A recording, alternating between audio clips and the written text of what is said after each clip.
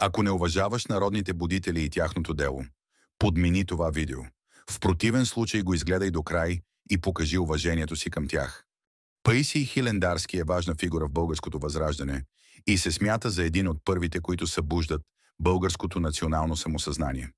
Роден е през 1722 година. В Банск, скъпи приятели, това беше част първа на поредицата за народните будители. Посетете профила ми и изгледайте част 2, където ще говорим за Добри Чинтулов и Иван Вазов.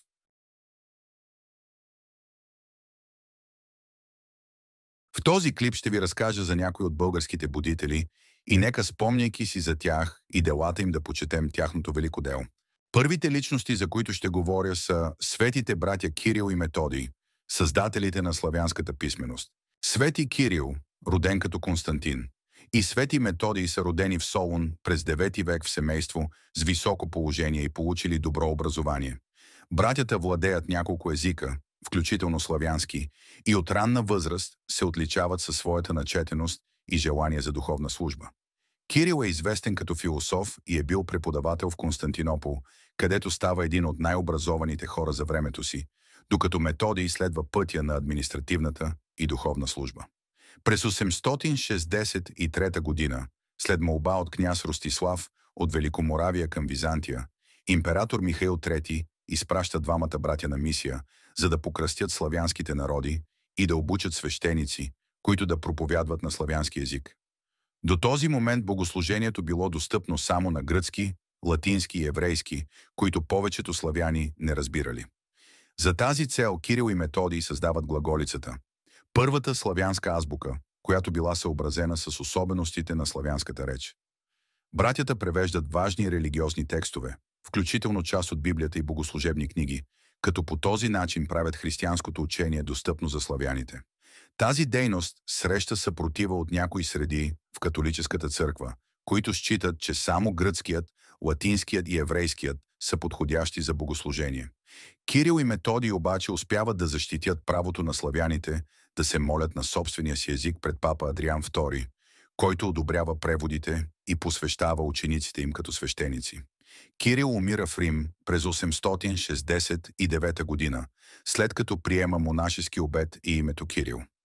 Методий се завръща в Моравия и продължава делото на брат си, въпреки трудностите и заточението, на което е подложен от противници на славянската богослужба.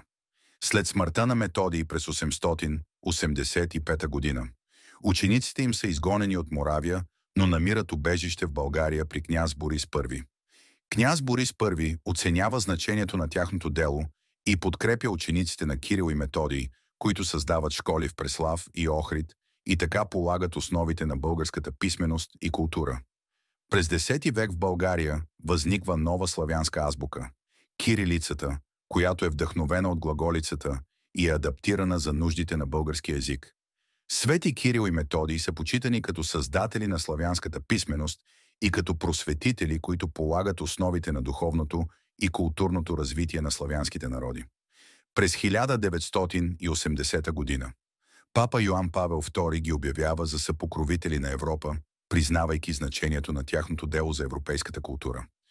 Следващият будител, за когото ще говоря, е Паисий Хилендарски, скромният монах от Атон, който запалва огъня на българщината и националната ни гордост в един от най-трудните за държавата ни моменти. Паисий Хилендарски е важна фигура в българското възраждане и се смята за един от първите, които събуждат българското национално самосъзнание. Роден е през 1722 година в Банско или Самоков, в тежък период, когато българските земи са под османско владичество и българската идентичност е подложена на силно чуждо влияние. Младият Паисий постъпва в Хилендарския манастир на Атон, където е силно впечатлен от трудовете и книжовността на другите православни народи. През 1762 година Паисий написва своята прочута «История славяно-българска», която се смята за първото българско историческо произведение. Основната цел на Паисий е да вдъхне гордост и национално самочувствие у българите, които по това време са загубили част от своята културна идентичност.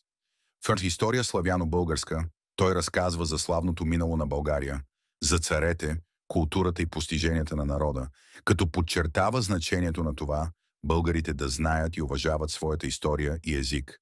Той пише емоционално, с призив към българите да се гордеят със своя происход и да не се срамуват да се наричат българи. Паисий преписва на ръка своята книга и я разпространява сред манастири и по-образовани хора. Неговото послание е толкова силно, че бързо вдъхновява и други българи да се занимават с историята и литературата, с което поставя основите на българското възраждане. Въпреки че живее в бедност и често пътува пеша или с моле, Паисий успява да достигне до сърцата на своите сънародници. След Паисий и други български възрожденци започват да пишат и разпространяват книги на български език, а история славяно-българска остава символ на националното пробуждане. Днес Паисий Хилендарски е почитан като един от първите будители на българския народ и патрон на българската култура и самосъзнание. Скъпи приятели, това беше част първа на поредицата за народните будители. Посетете профила ми и изгледайте част 2, където ще говорим за Добри Чинтулов и Иван Вазов.